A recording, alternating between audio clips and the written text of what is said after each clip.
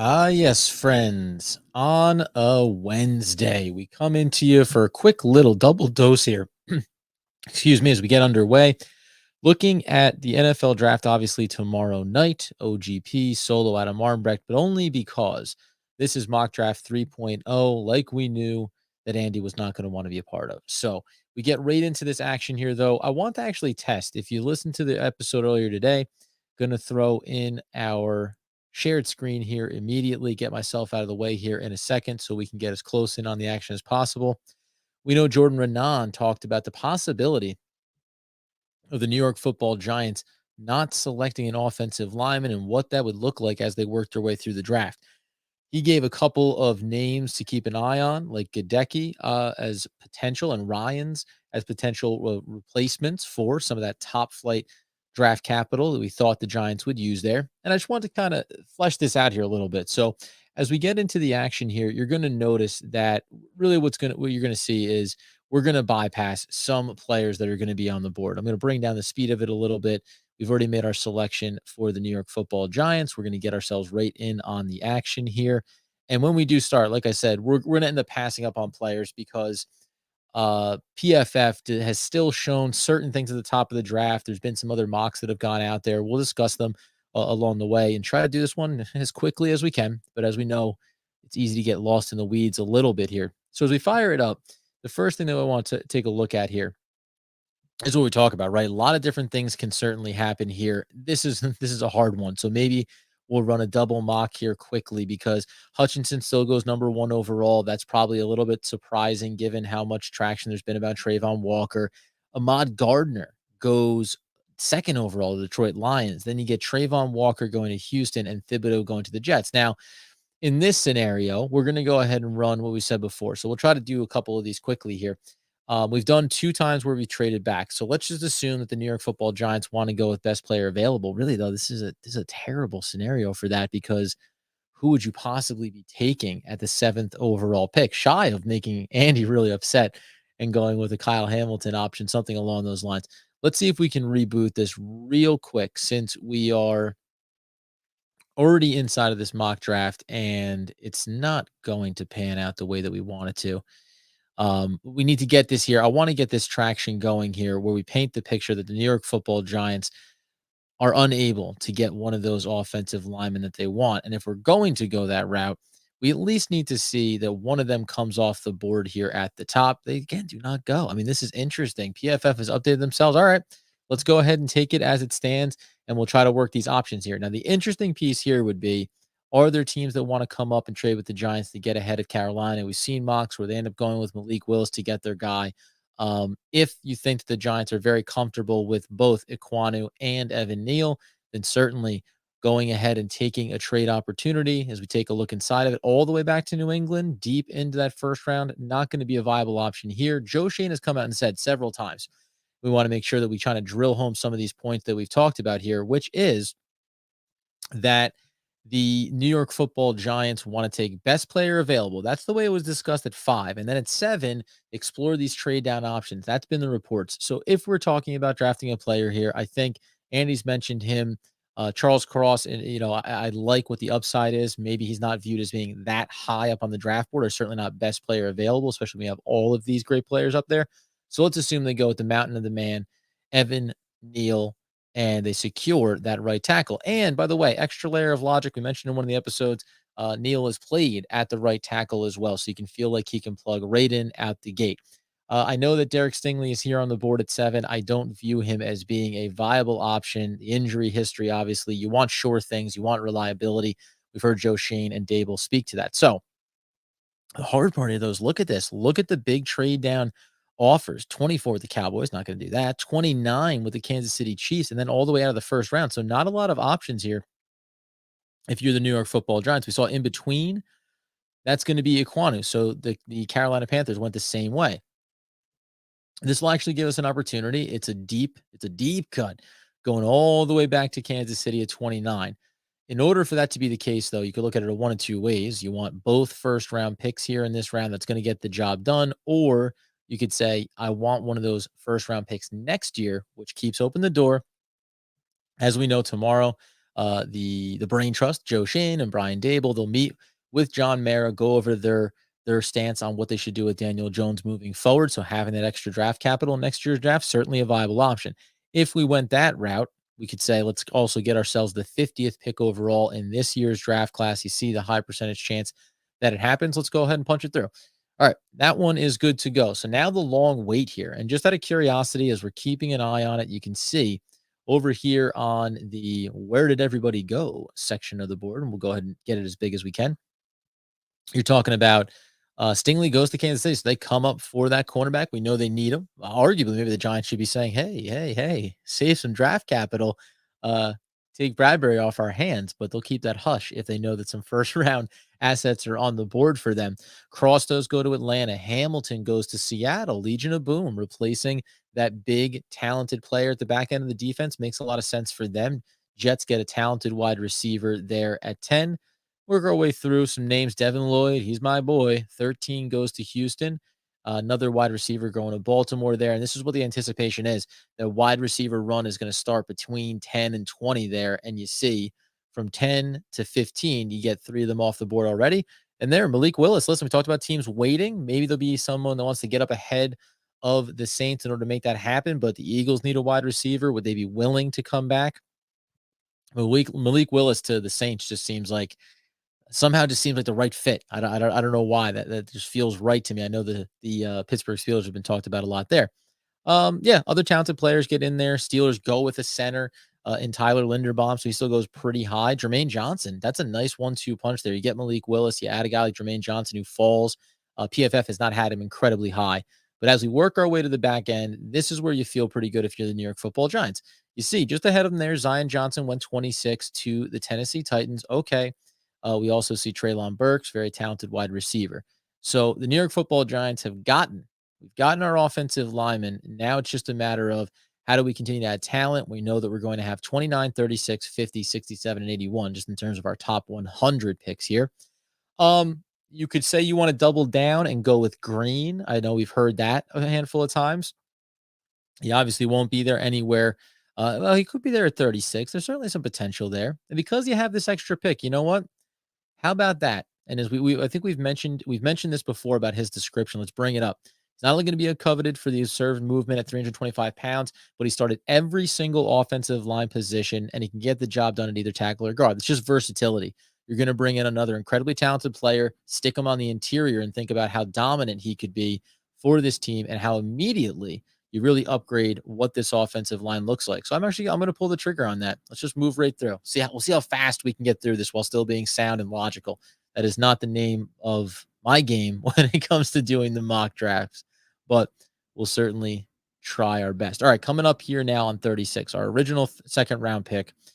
I want to take a look here to see. It looks like Ebikidi, he's gone here. Maybe you want to take him there. He went just ahead of us to the Jets. Good Lord. Look across the stadium during the season to see how he's playing. But then there's still a lot of options at edge rusher. And if you want to go logical, I mean, listen, Travis Jones is a really good talent here. I could be, convinced going that route could make a lot of sense. If you want to get into the edge rusher game, been big on Boye Mafa a lot of the way through here. He's dropped a little bit by PFF standards last time out.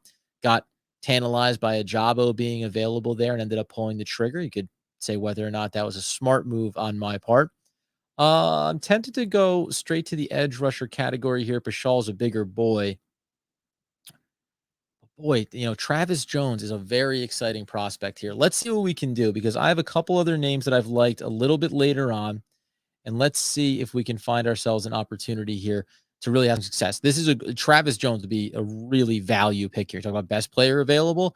He is arguably the best player available at this spot and does fill a need. The Giants are devoid of talent across the defensive front. It's not just about an edge rusher. It's also about stopping the run, something that really opened up after they didn't bring back Dalvin Tomlinson, after they traded away BJ Hill. So let's pull the trigger on Travis Jones there at 36. And now we know we have this 50th pick here. So we've gotten 2 offensive linemen. We've gotten our stud, big boy, in the middle of things there in Travis Jones. Now I think we keep it open up here a little bit. Still want to take a look at getting ourselves a cornerback. You can go ahead. Let's pull up the key positions of interest. You could argue, you could still go edge rusher here, obviously. Linebacker, something you want to keep an eye on if the value is there as well. Let's put those both in the mix. And I'm going to throw wide receiver on the board here, too. We understand the needs that the Giants have here. Pashal's still going to be there for you. Brian Asamoah, very talented prospect here. The rank versus average ADP makes it interesting. And here's a guy that I had just recently gotten into, and that's Troy Anderson out of Montana State. He's made a big push up the board over the last week or so. He essentially, let's go ahead and fire up. Oh, I just drafted him kind of willy nilly there. Might have been a bit of an accidental selection, but linebacker is a viable option. I don't mind doing that there. Could have looked a little bit differently. There's no backtracking, there's no editing in this one. So you still do get a very talented player.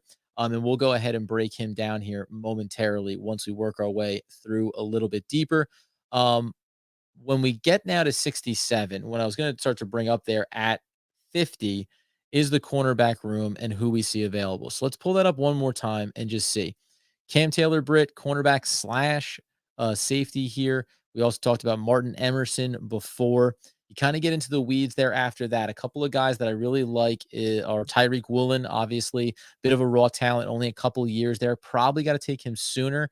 And I'll throw in the caveat if we bring it back up and we see just, I want to get a sense of where he went here because that was one that we were going to be talking about, going to be looking at. Right in behind our selection there, you see Jaquan Brisker, good safety there. Trey McBride, the obviously highly touted uh, tight end going to Green Bay. That one makes a lot of sense there too.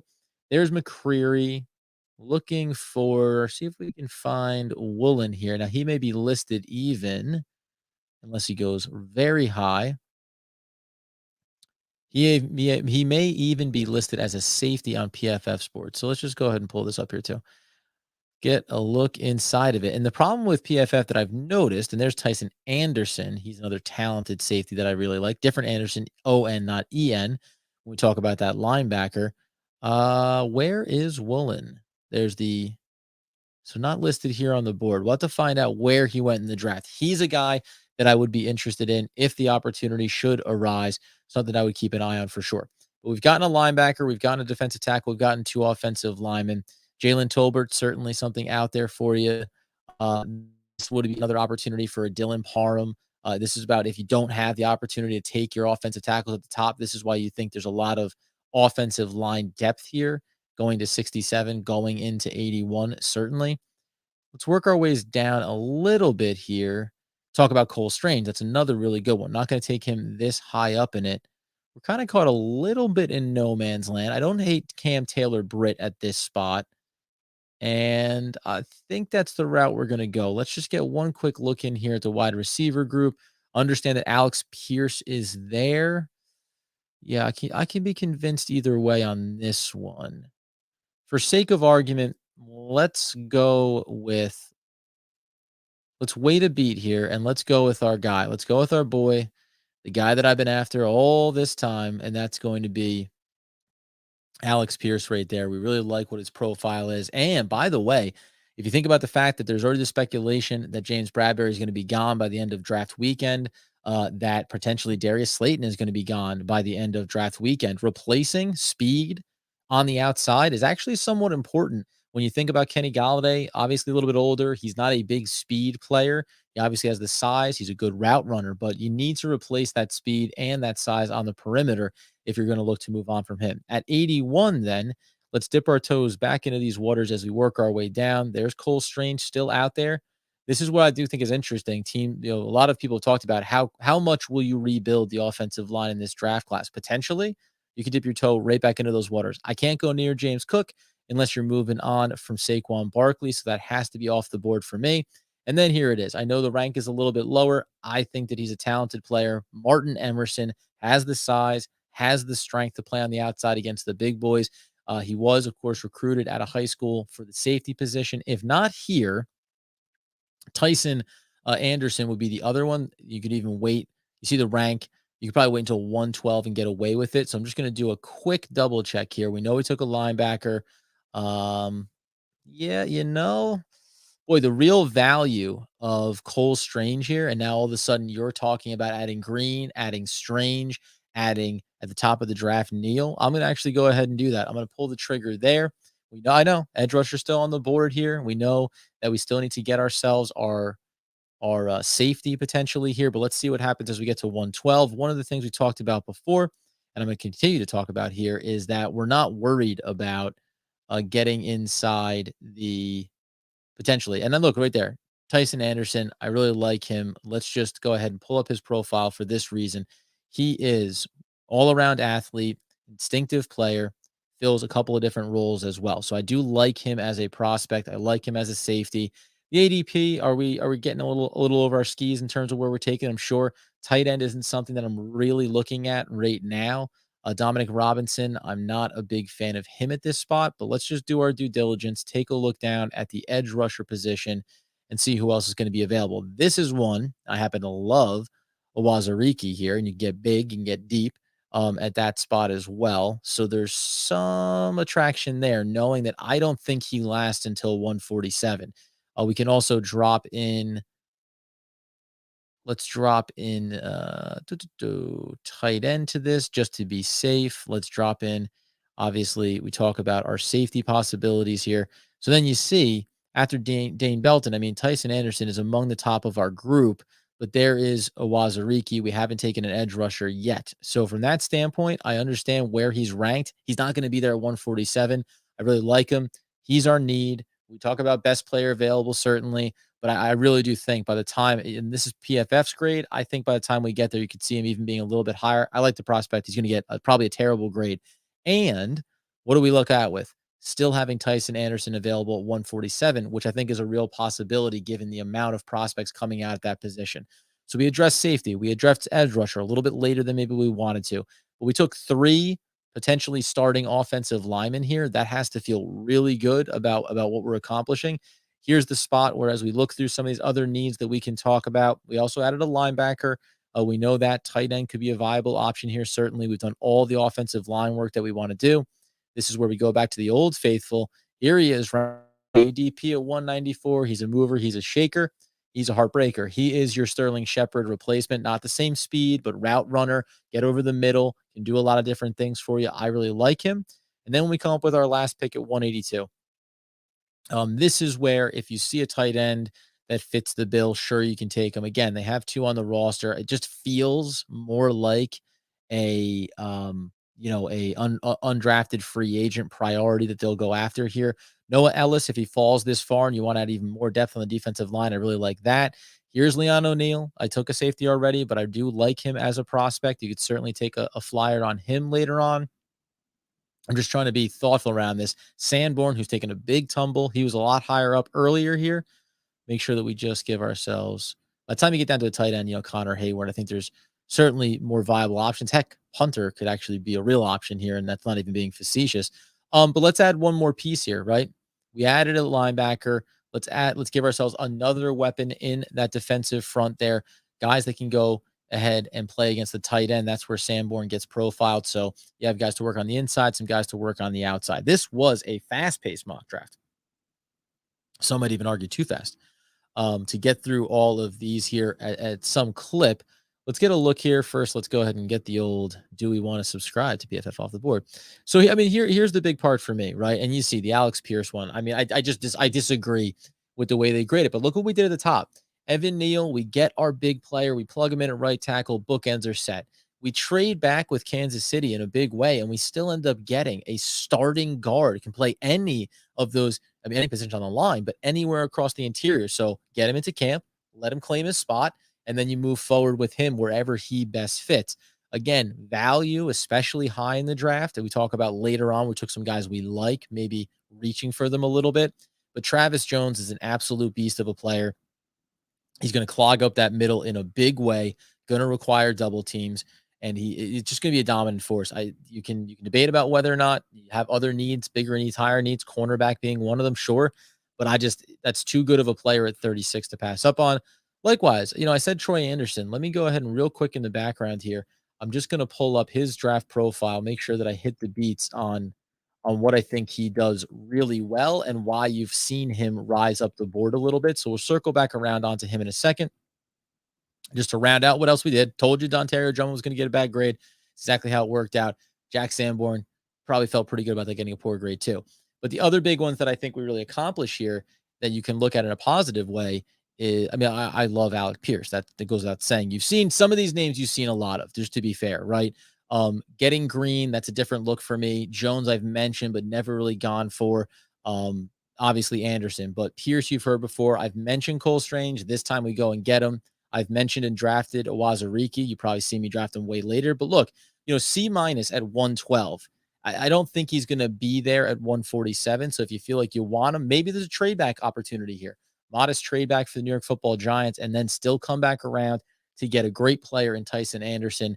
And as I talk about, I don't care what anyone says about Drummond. He's my guy. I'm going to say him. I'm going to say his name every single time that we that we come on here, because I view him as a real steal of the draft here for the New York Football Giants. Now, when we go inside that linebacker room, I want to make sure that I get Anderson's profile up here and just give you a sense of what this could look like for the New York Football Giants should the board break that way for them and he finds himself being available. Okay, just to give you the quick rundown, going to hit the bullet points here.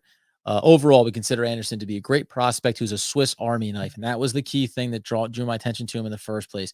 A key Swiss Army knife guy that can do a number of different things defensively for you, can potentially play almost anywhere on the defense and even on the offensive side of the ball in certain scenarios. And as a result, we could see him being selected as high as, now they say, the 4th round. Although due to him playing a non-premium position of inside linebacker, he could fall. Now that's the difference here. That's what's interesting about taking him at 50, which is a 2nd round pick. And then I'm reading over on Draft Buzz where they're saying, 4th round, unless he gets over selected. So the question will become here, is it possible to get him at 112? I don't think so by any stretch. Now there's different variations of boards and certainly go differently. It grades out well here.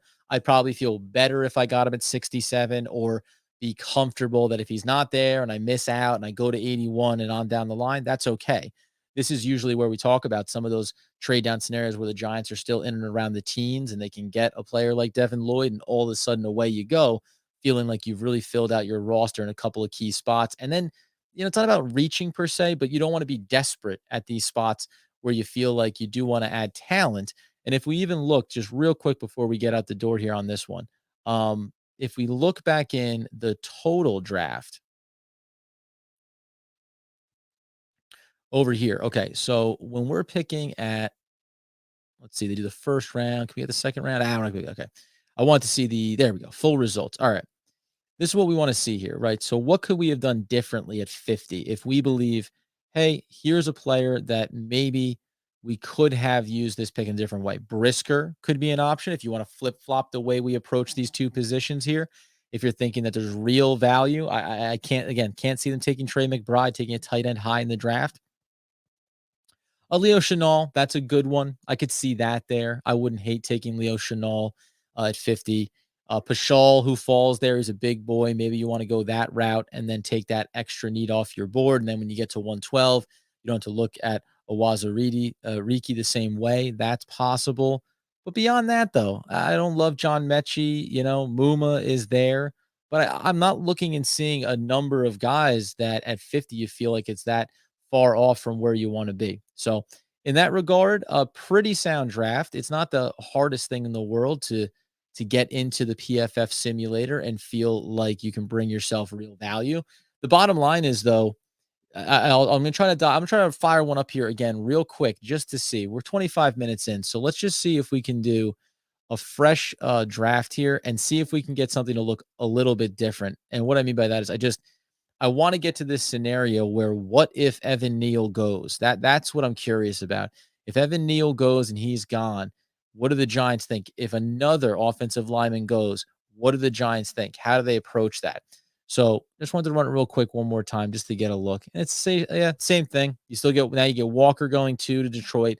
You get Gardner going 3 to Houston. We've seen this a lot. And then you get Thibodeau. So, you really end up back in the exact same position where it feels like, okay, taking Neal. That's who we like. That's who we love. The trade down scenarios look a little bit better here, although they're divisional opponents. And then this would be the wrinkle here. We got Green last time at 29. If you went down to 17 with the Chargers, it's not going to be as robust a package you get back in return. So we got 50 plus the 1st rounder. Here we're looking for a 1st rounder plus 79, which we get. So all these things look different now, right? Now Anderson, the linebacker spot, won't be available to us. Who has fallen to 17 for us? Devin Lloyd. And now all of a sudden, now the mechanics start working here. You took an offensive lineman, now you took a stud linebacker, but now when you come up to 36, you're trying to fill different needs. I can again tell you that Travis Jones is 1,000% worth it here. The only difference I'm going to point out is, as we said, when we talk about cornerback, if you really value a cornerback here, there's Tariq Woolen. He's a young player. He hasn't played a ton there. You can tell me that the rank is so high up, but he's always gone. He's always gone. We went at 50 and he was already gone. So you could certainly make the case that he's worth taking there. We already see, by the way, that a player like, where's our other cornerback here? Going just ahead of us to the Jets, right? Kyler Gordon. So this is the real close one here. Petrie, he's a guy that's going to play a bit of safety. McCreary again, Cam Taylor Britt, that's in between kind of guy. I'm comfortable with a Martin Emerson, so you don't have to feel like you have to go here for this. It will just become, though, about making sure you're checking enough of these boxes early on. That being the case, if I could get, by the way, if I could get Ebikidi here, I certainly would. He went to Detroit at 34. So you're saying, Lewis Seen, he goes at 33. Like all three of the players just ahead of us in the draft here in the second round, those are all guys that I'd be excited to still have available on the board for us.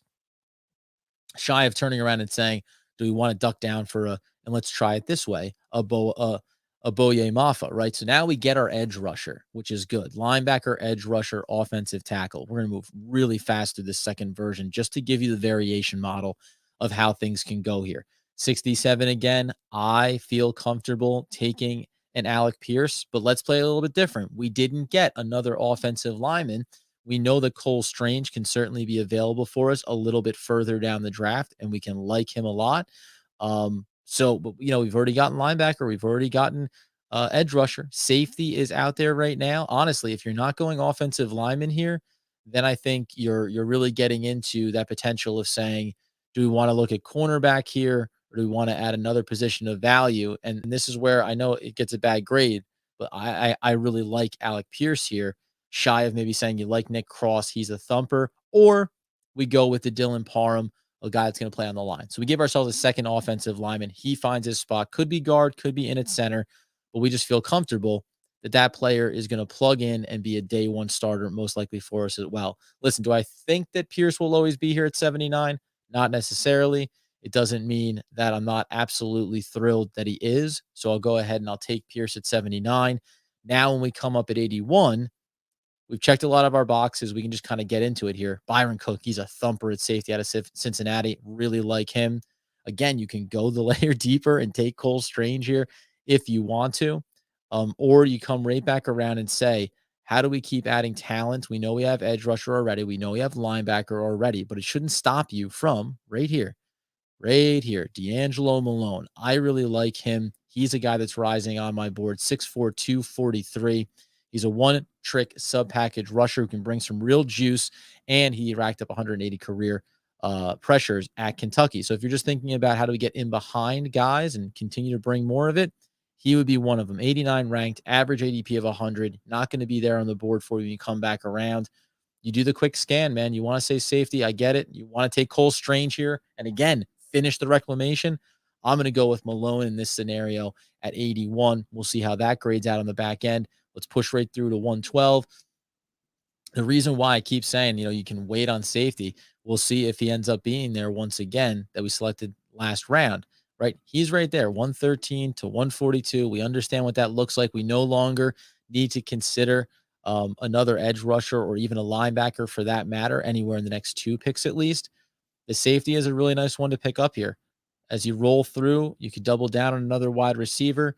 We talked about Clark before and how he had that spinal fusion surgery, or this is a reasonable spot at 112. Listen, you tell me you want Cade Otton, you want a guy that's an all around and can do some blocking for you and be the future of the position. I'm comfortable with you grabbing him here. I'm not going to scoff at that. Again, can't touch the running backs until we know that Saquon would be traded in this scenario. So listen, Cade Otton would be the first one that I would look to. And if it's not going to be him, then I'm going right back into this safety room here. I'm taking Tyson Anderson.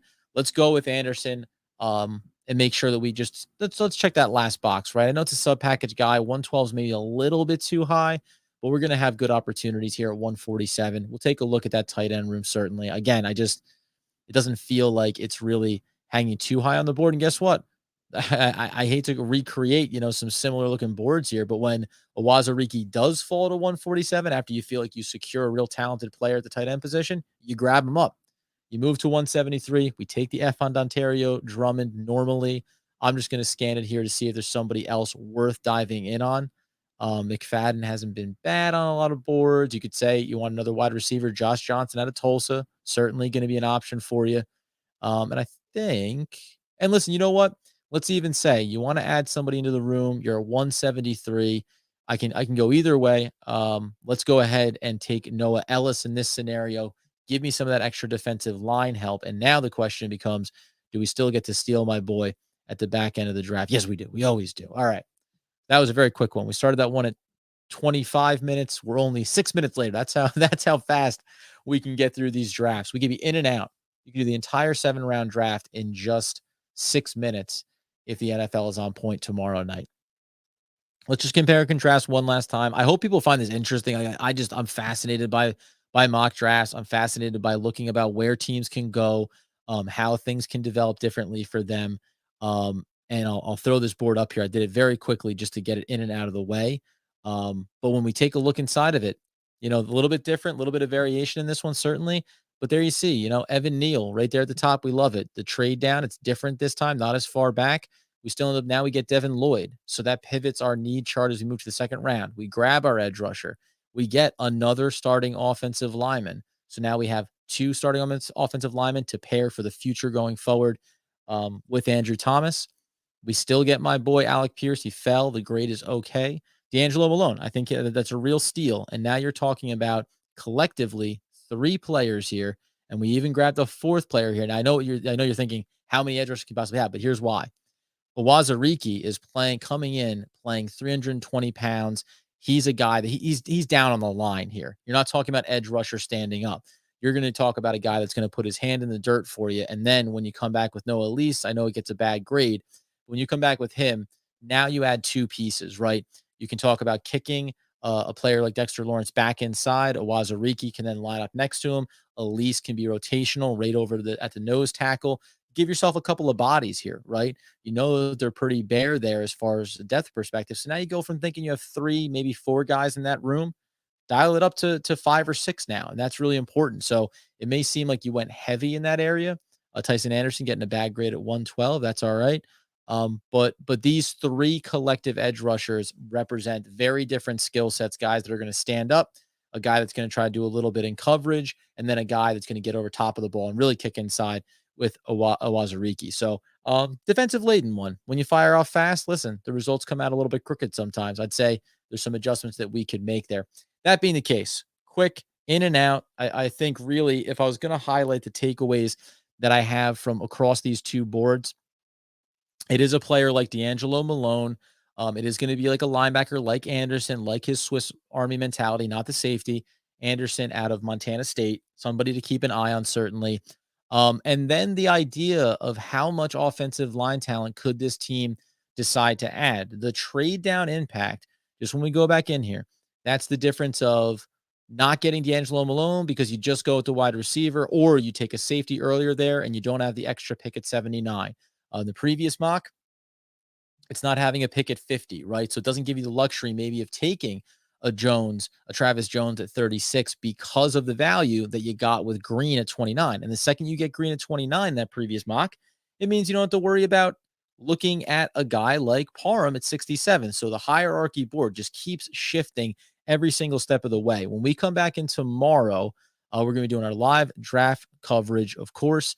We're going to get into, I have at, listen, 5 and 7, I think feels pretty straightforward. And I apologize for not having this board up as I was working my way through that draft there. Got caught up in it on the other screen. So you guys got to stare at me while I stared at it. 5 and 7 are not, I'm not saying that there aren't multiple players there. Andy's talked a lot about liking a player like Thibodeau. He could be there. He could also go before them. The question that I'm very curious about is if you talk about best player available from a New York Football Giants perspective, what they're asking is, so, say Hutchinson goes early. Maybe it is Walker there high.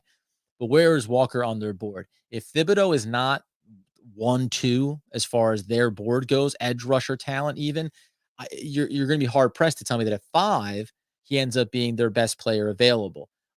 If Neal goes, right, if Icky goes, then all of a sudden things open up a little bit. Trade down scenario, certainly possible.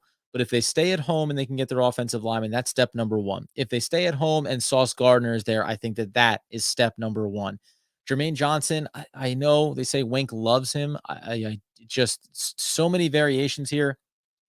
It feels like a little bit further back is what makes sense for him. And again, that's kind of my thinking on Thibodeau, on Johnson, just the edge rusher position in general, outside of maybe Hutchinson falling. I loved and still feel really good about Trayvon Walker, and I guess I'm justified with how high he's risen here heading into the draft. But if the idea is that you could really like Jermaine Johnson, and you see that he's not a guy that's going that high in a lot of mocks or projections, well, then to me, it means that you're not that high on Thibodeau. And these can be smoke screens, but I just think that they're looking at, hey, we want a quality offensive lineman. I think that cornerback is the next immediate need. And then I think trade down is a big component of what they want to accomplish here. And you're seeing the examples why. This is the third, technically the fourth mock draft that I've done here leading up to it.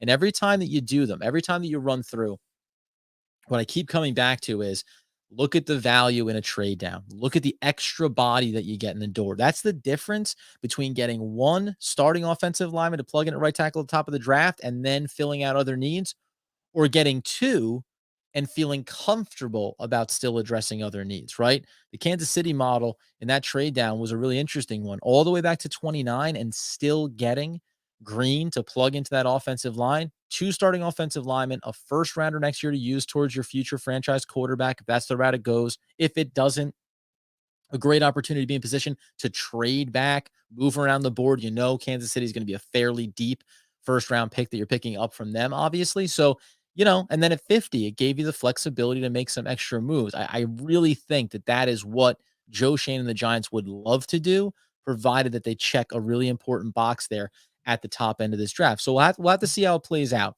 But I'm going to have, after 5 and 7 at 36 right now, when I have my note sheet down here. I don't think we in one of these drafts, we took one of the guys that I liked. I had Green listed there. If he were to fall, we ended up taking him at 29. He doesn't often get there, but I've included him in the list. But I have, as of right now, 4, maybe 5 players at 36 that I like, depending on how the top of the draft goes. I have 3 coming up on now 4 at 67. Down at 81, I've got at least 4 players. And then when you talk about getting into 112 is a really wide ranging one. Some guys that we touched on, Owazariki, Troy Anderson, Angelo Malone. Those are guys that, depending on what you've checked here, is it too early, higher at 81 or 67? Maybe not, depending on the board's layout.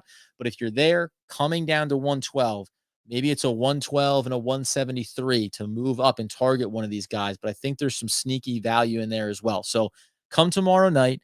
We've got it scheduled. I think it should be up over on YouTube saying it's coming. If not, I'll make an official post over there. I'm on there now, and also obviously over on Twitter. 2 things real quick, I know they've got a handful of people checking this out. We'll make posts about it as well. First of all, 7:00 will be the start of that coverage there. We have a couple people that should be checking in. Some just general Giants fans, Locked On ACC hosts, people from the network that I work with over on Locked On Nets. They may be stopping by, people that are pretty tapped in to a lot of the NFL stuff as well, and at the college level on some of these prospects. So that'll be fun. Andy will be in with me for a big stretch. Tomorrow, we're going to have some live interaction. If you listen to the podcast with Pessimistic Mike, he's going to come in. We're going to have him throw some, I think, what are going to be really weird scenarios out, and we're just going to bat them around. It's going to be a live, really loose, fun conversation. That'll probably get on around 12:30, midday session for that. And then if you want to call in, if you want to be a part of it, follow us over on Twitter at One Giant Podcast, DM us, and say, hey, I'd love to have a conversation leading up to the draft. If you hit us up over there, we'll try to get you plugged in through our streaming platform here, and then you can be up, hear your voice, use your voice, and tell us what you want to see the Giants do at 5, at 7, and all the way through. Going to be here all weekend long doing the coverage, back on Friday and then on Saturday as well. So appreciate everyone that checked in. Hopefully you like the mock drafts. This is my favorite time of year. The only thing better than watching football on Sunday is speculating on how this team can improve itself. Again, follow the podcast, subscribe to the YouTube channel, like it, share it with your friends, and we just appreciate it all the time. Every single time that we come on here, every single time we see the views, the listens, it just really means the world to us as we continue to try to build this content up. So appreciate everybody. Go check it out. And as Andy Makowitz would want, need, and nay, demand that people know, as always, and going into draft night, let's go Big Blue.